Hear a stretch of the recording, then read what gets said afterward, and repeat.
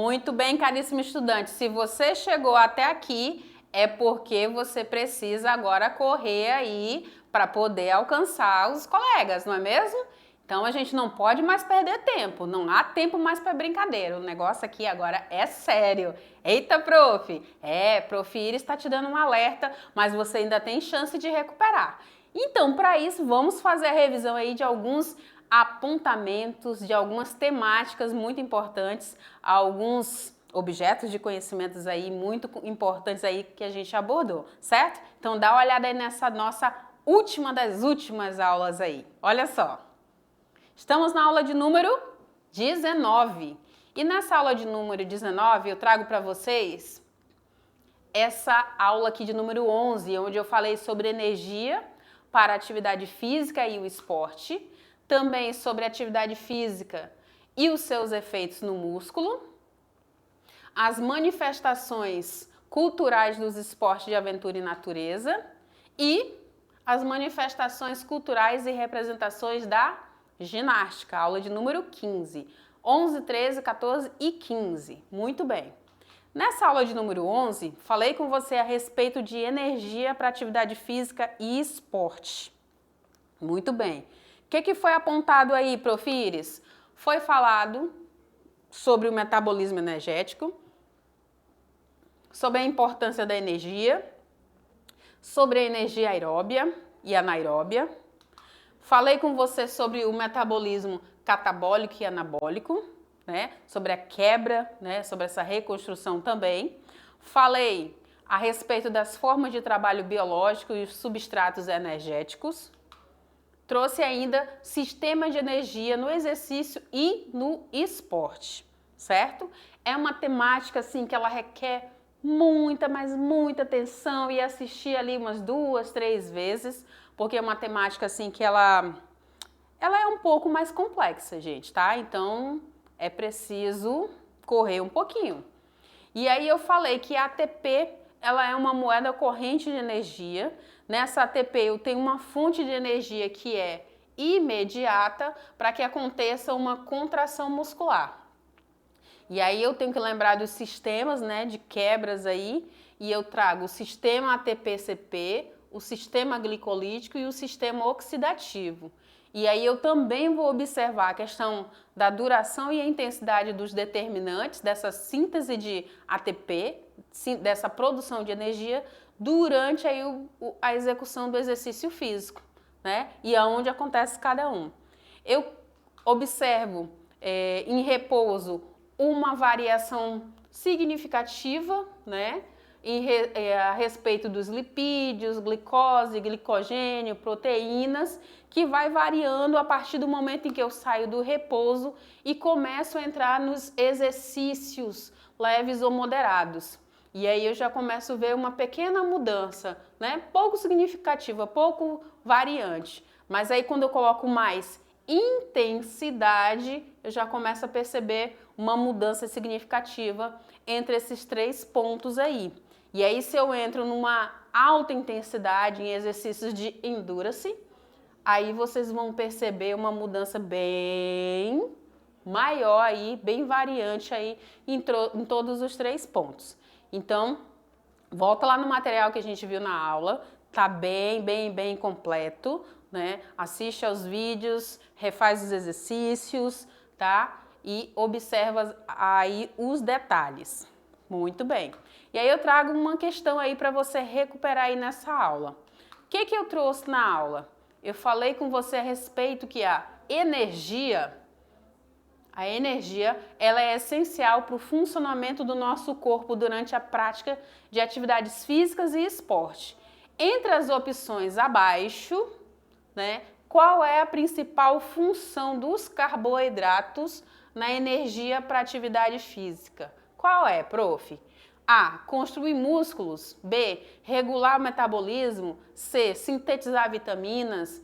D. Armazenar gorduras. E. Fornecer energia imediata. Então, quando a gente fala de carboidrato, eu estou me referindo que ele fornece energia imediata, ok?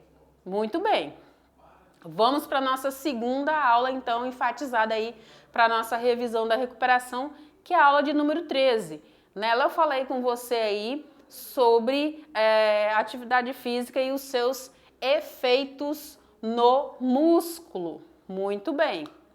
Nessa aula, falei sobre a estrutura anatômica do músculo, sobre propriedades funcionais, sobre adaptações da hiperplasia e hipertrofia, né, sobre o aumento do volume ou o aumento na quantidade, né, dessas fibras, desse volume dessas células musculares.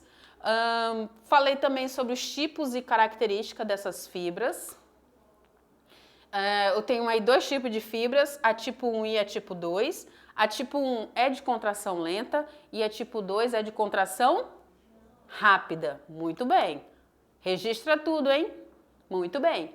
Tipos de ação, eu tenho a concêntrica, a excêntrica e a isométrica.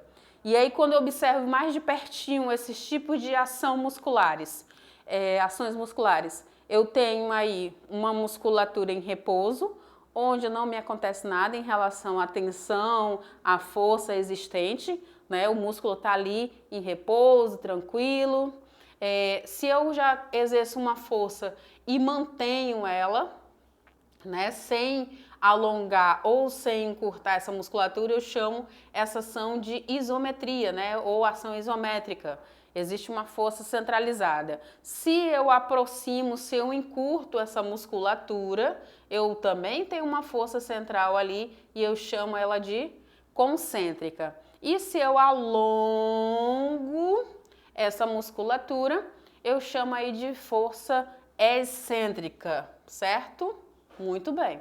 Então eu vou ter o recrutamento das fibras musculares aí na geração de força. E aí, reforçando para você que a hipertrofia, eu tenho um aumento no volume, né? Percebam que as células ficam maiores, ok?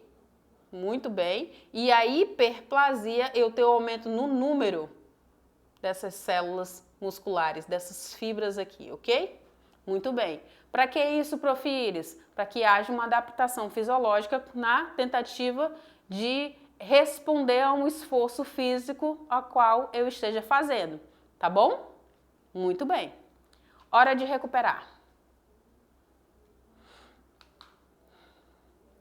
Então, nós temos aí que as adaptações são essenciais para melhorar o desempenho físico e a resistência muscular, além de contribuir para a saúde geral do indivíduo.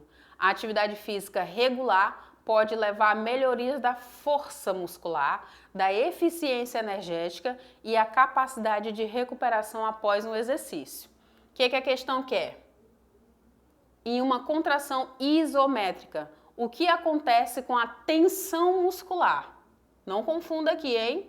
Tensão muscular. Numa ação isométrica, ela vai A, diminuir, B, aumentar, C, variar clinicamente, D, permanecer inalterada ou E, cessar.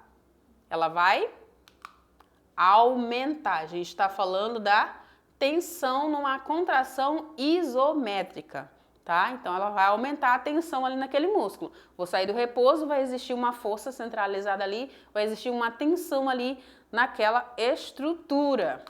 Muito bem. Outra aula que eu trouxe para você é a aula sobre manifestações culturais dos esportes de aventura. E aí a gente tem diversas práticas, certo? Muito bem. Falei sobre o universo dos esportes de aventura e natureza, os tipos e características desses esportes, os tipos e características do esporte da natureza. Reforcei contigo a respeito das definições de cada um, e aí você vai ter que olhar lá no material, que tem mais coisa aqui a ser apontado. Trouxe as principais práticas: trekking, rapel, slackline, ciclismo, arvorismo, skate, escalada, entre tantos outros, ok? E os esportes de aventura / natureza que estão acontecendo em Rondônia. E aí dentro da nossa externa, vocês puderam apreciar aí as diversas práticas que têm acontecido aqui em Rondônia, certo? Muito bem. Esporte de aventura e esportes radicais. Qual a diferença, Profires? Então, nos esportes de aventura, eu tenho condições de incerteza em relação ao meio e de risco calculado.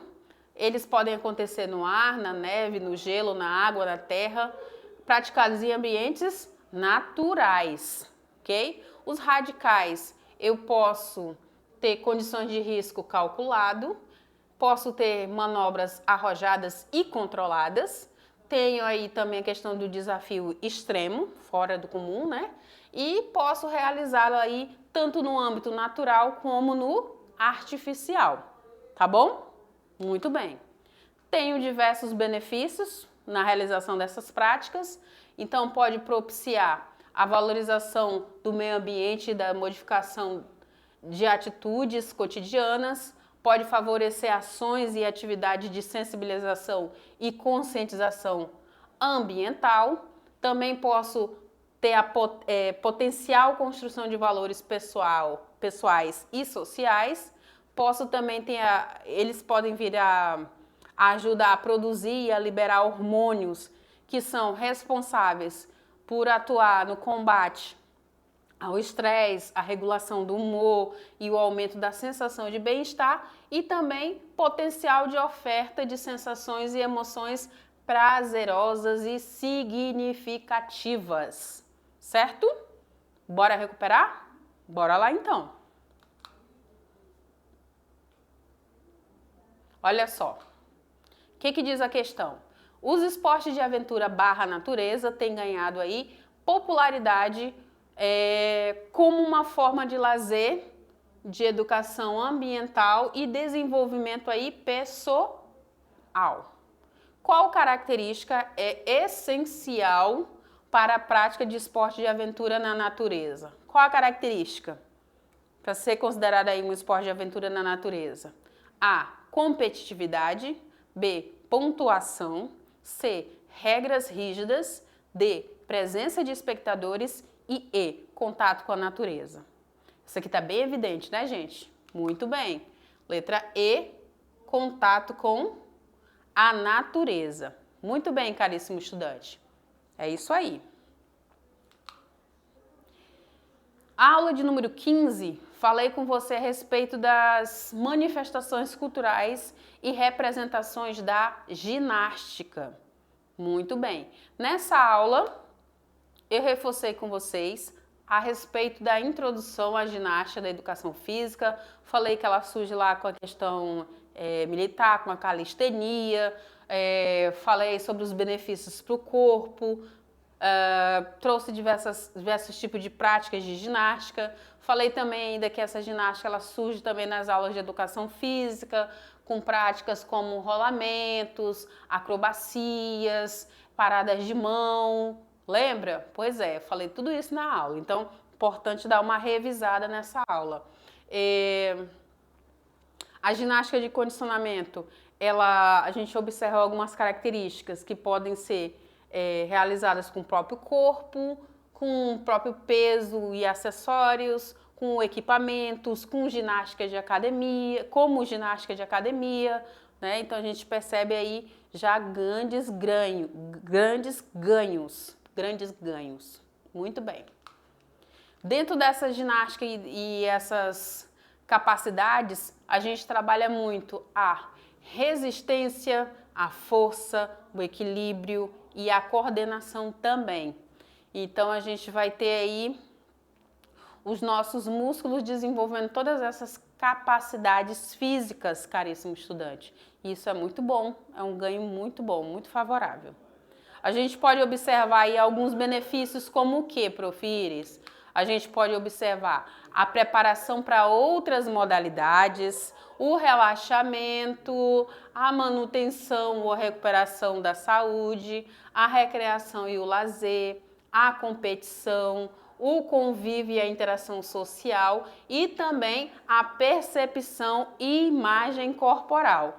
Então a gente começa a observar melhor o nosso corpo, as potencialidades, né? Vai entendendo, vai trabalhando essa força, vai trabalhando o equilíbrio, vai trabalhando as outras capacidades de coordenação e vai tornando esse corpo cada dia melhor, mais apto para as atividades do dia a dia. É isso aí. Significados dessa ginástica de condicionamento. Então, eu entendo ela como um conjunto sistematizado de movimentos corporais utilizados primeiramente para exercitar o meu corpo, no intuito de desenvolver e aprimorar as capacidades físicas e também a eficiência neuromuscular. Eu também vou trabalhar essa potencialidade do meu cérebro, tá? Quando eu falo nesse significado aí dessa ginástica de condicionamento, eu vou ver os benefícios voltados para a estética, para o esporte, para a saúde, para o lazer. Então a gente consegue perceber muitos ganhos aí favoráveis, ok? Muito bem. Hora de recuperar? Vamos correr então. Anotou tudo? Registrou tudo? Muito bem. Qualquer coisa, volta lá no nosso material geral. Essa questão que eu trouxe para vocês aqui, ela fala o seguinte, que a ginástica de condicionamento físico, ela abrange uma variedade de exercícios que trabalham diferentes grupos musculares, promovendo a manutenção do nosso peso, deixando o nosso peso mais saudável e aumentando a resistência física. Qual é, então, o foco da ginástica de condicionamento? E aí, caríssimo estudante? Letra A, aprender a nadar. Letra B, desenvolver habilidade de dança. Letra C, melhorar a resistência muscular. Letra D, trabalhar a flexibilidade. E letra E, fortalecer as articulações. Quando a gente fala de condicionamento, a gente tem que lembrar das capacidades físicas. Então, se eu lembro das capacidades físicas, em especial eu lembro de uma delas, que é a resistência. Se é a resistência, então ela está voltada, né, intuitamente aqui, principalmente a melhorar a resistência muscular. E aí, caríssimo estudante, registrou tudo, anotou tudo? Porque agora você precisa compensar o tempo perdido. Exatamente, compensar esse tempo perdido. Por quê, prof? É hora da gente fazer a nossa última avaliação aí em educação física. Então, recompensa aí, né? Compensa esse tempo, estuda, registra tudo, utiliza tudo que tu colocou aí no teu caderno, porque é a hora aí da nossa avaliação da recuperação da unidade de número 2. E aí, caríssimo estudante, vem aqui comigo. É hora de correr. É hora de correr para a gente chegar lá e avançar aí. Leva tudo aí que a gente estudou, que a gente conversou nessas nossas aulas para a tua vida. É uma dica, tá? Busca ser saudável, porque quando você é mais saudável, fica fácil os estudos, fica fácil a compreensão, você dificilmente vai ficar com a imunidade baixa, né? Então vai ter grandes benefícios que a gente viu ao longo de todas as nossas aulas, certinho? Prof. Iris vai ficando por aqui, com saudade de vocês, vejo vocês aí nos próximos anos e até lá. Tchau, tchau!